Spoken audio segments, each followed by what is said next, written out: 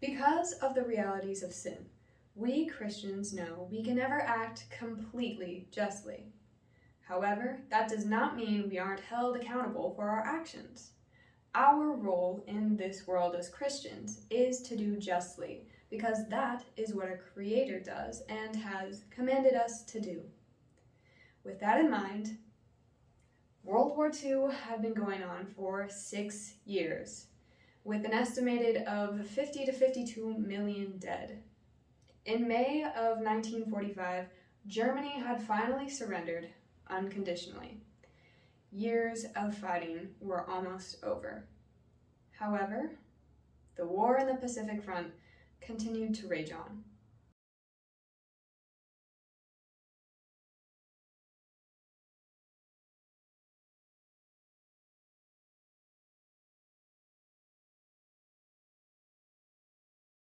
There are several circumstances and events that went into the decision-making process to use the atomic bombs on Japan. First of which we will note is the Manhattan Project. By the time World War II had started, nuclear fission was proven by physicists in Germany, and Adolf Hitler had been planning to use such a nuclear weapon.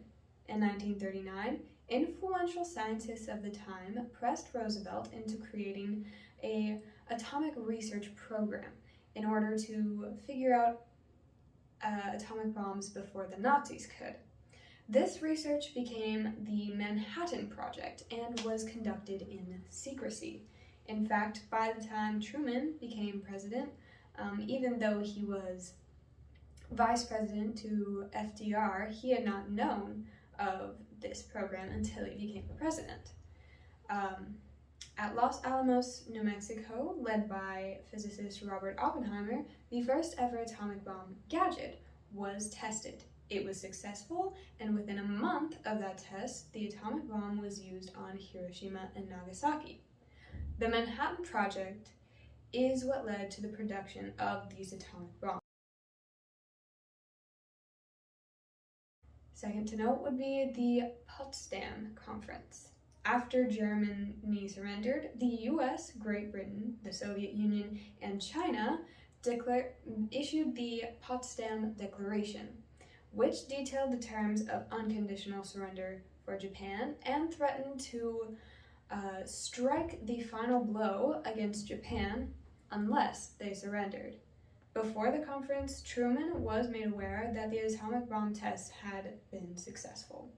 The Potsdam Conference made it known to Japan that they would either surrender or get destroyed by the Allied forces. It just comes to whether or not they believed it.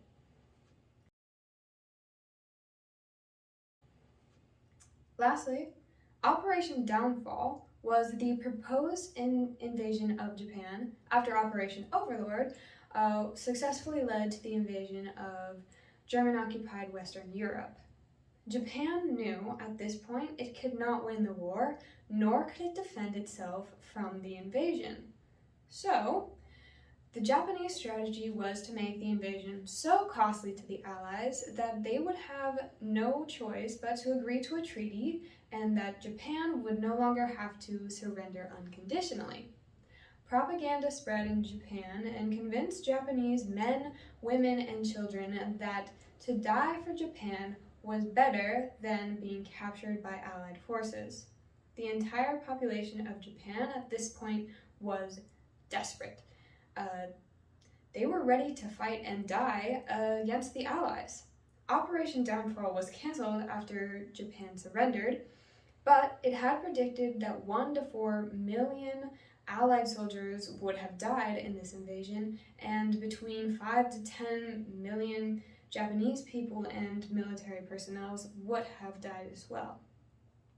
Now, the official goal of dropping the bombs was to force Imperial Japan to surrender and save lives. However, we will note that the true intention may have been different than what the official intention was. At the time of the atomic bombings, no one knew of the effects and repercussions that the actions taken would have on Japan and the world in whole. Hiroshima was the first city selected because of its vitality to manufacturing and military command.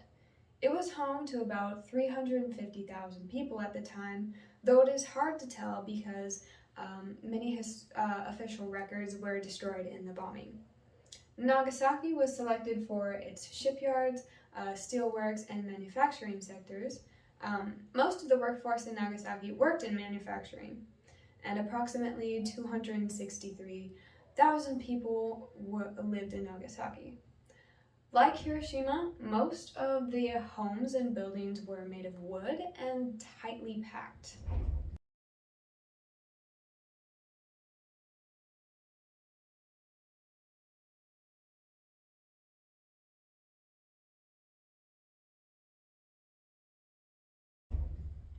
On August 6, 1945, a bomber named Enola Gay, piloted by Colonel Paul Tibbets, dropped the first atomic bomb, Little Boy, a uranium bomb, on Hiroshima. Little Boy detonated at an altitude of 2,000 feet over the city, yet the temperature on the ground reached about 7,000 degrees Fahrenheit in less than a second. It destroyed about 5 miles of the city in whole. People within a half-mile radius of the drop zone were vaporized. Around 80,000 people died instantly. The people who were unlucky enough to have survived the initial blast suffered from intense burns, disfigurement, radiation sickness, and poisoning, beyond what we can even imagine. Buildings and landscapes were demolished. Only a few buildings not made out of wood and made of cement remained. Most of the first responders and medical personnel of the area were killed in the blast, and 42 out of 45 hospitals in the area were non-functional, making medical attention near impossible for most of the victims. Another 40,000 died later due to their injuries and radiation.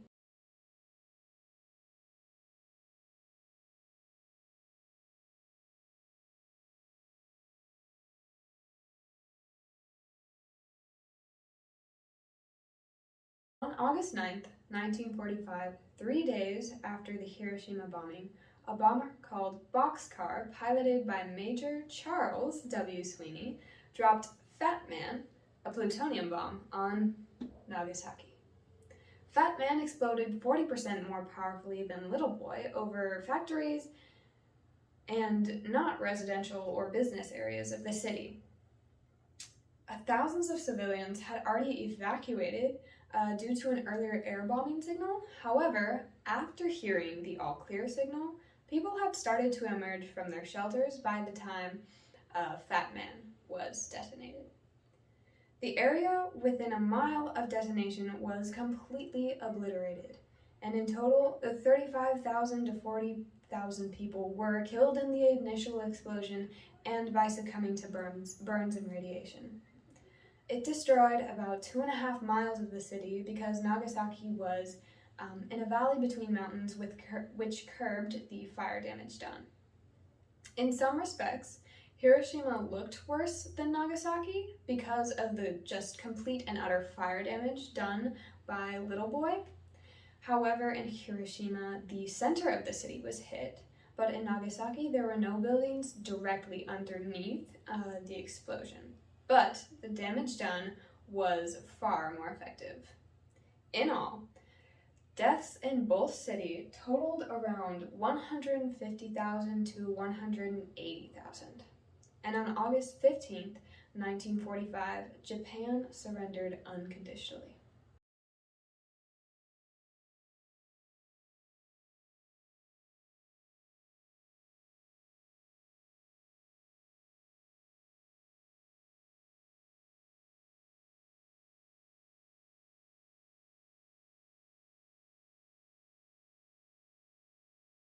Now, we must keep in mind that many moral arguments and debates have occurred over the US's use of the atomic bombs and the many factors that went into making this decision. First of all, invasion would have cost many lives on both Allied and Japan forces, is what they predict, at least. The estimated cost of invasion was about 1 to 4 million Allied soldiers and 5 to 10 million Japanese people. It did end war sooner and saved many lives if predictions are correct, but the atomic bomb killed mostly civilians. Inversely, it saved many Allied lives, but that's because there were no Allied casualties, only Japanese, and many of them being civilians. Now, the Japanese were not victims of this war. The Japanese were especially brutal in the Second Sino-Japanese War, which is the war that was occurring between China and Japan during World War II. Millions of Chinese civilians were massacred and experimented on by the Japanese. This includes the Nanjing Massacre, in which the Japanese military killed around 40,000 Chinese victims. It was imperative that the Allied forces find a way to quickly end the war, as countless lives were at stake due to the extreme brutality of the Japanese military. But the question is asked, does that justify thousands of innocent Japanese victims who died due to the atomic bombs? Now we can approach the biggest and most heavily debated question regarding the atomic bombs. Were they actually necessary to end World War II? Now, many people have accused President Truman of disregarding FDR's original policy of cooperation, and whether or not it was the intended purpose of bombing Japan, the bomb was certainly used as a portrayal of American power to the world. Historians now believe that the true intention of dropping the bombs may have been to intimidate or compel the Soviet Union, especially Stalin, into accepting the US's post-war ideals. There may have been other ways to end the war as well. The president and the world knew that Japan was on the verge of defeat. They could have used a blockade, or by war of attrition, starved the Japanese of resources, or they could have continued the regular air bombing that they were already doing. At this point, Japan was in a very desperate spot. They may have also changed the terms of surrender outlined in the Potsdam Declaration so that Japan may be more receptive to surrendering.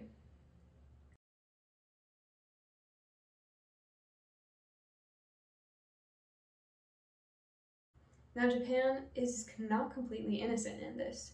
They promoted the militarization of their own people, even non-combatants, putting them in harm's way. They refused to surrender, even knowing that defeat was imminent. And even after the first bombing, they had still not surrendered. Japan put innocent people at risk by continuing war efforts despite knowing that it would most likely result in invasion and many, many casualties. And it is partially due to this pride that many people suffered because of the atomic bombs.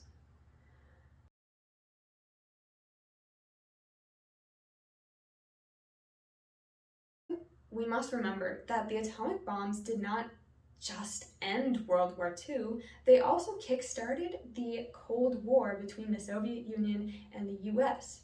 The world entered a 50-year period of fear because of the use of these atomic bombs.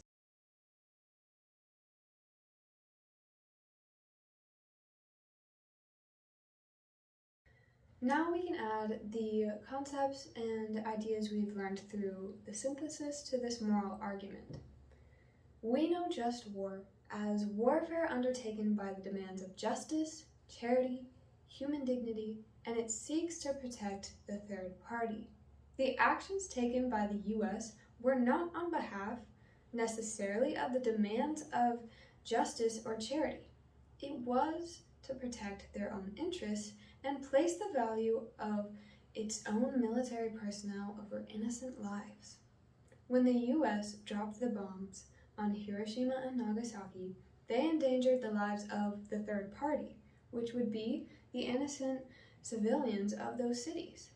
This completely disregards the idea of non-combatant immunity, which is vital to the ideals of just war. And certainly, the citizens of those cities were not given a chance for dignity when they were burnt beyond recognition, vaporized with nothing to leave behind but a shadow, and or buried beneath the rubble of their own city. Jus ad bello is the way in which we conduct warfare. Under jus ad bello, all non-combatants are to be protected, regardless of what side they are on. It does not matter if they are Japanese or part of the Axis powers, the civilians of Japan were supposed to be protected and not harmed under jus ad bello. And the use of total warfare is the complete opposite of just war, as it endangers innocent lives and does not care for human dignity. And when the US threatened the lives and livelihood of innocent people, they engaged in total warfare. And if the end goal, which is ending the war and is totally moral and justified, is moral, but the actions in which we get there, such as the deaths of hundreds of thousands of innocent lives, are not moral, then we as a nation have compromised our morality. Now, one may argue that the Japanese government certainly did not care about jus ad bello. They committed many violations of just war in the Sino-Japanese War, and while that is true, does that give us the right to commit atrocities right back at them? Did God really give us the concepts of morality, justice, and just war in order for us to act no better than the tyrants and aggressors that we are trying to stop? No. He gave us these concepts so that one day we may be able to stand before the Lord knowing that we have obeyed him.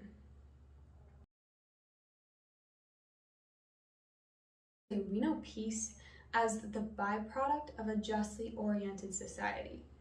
The goal of just war is to bring about this peace, to make a society where peoples and nations are held responsible for their actions.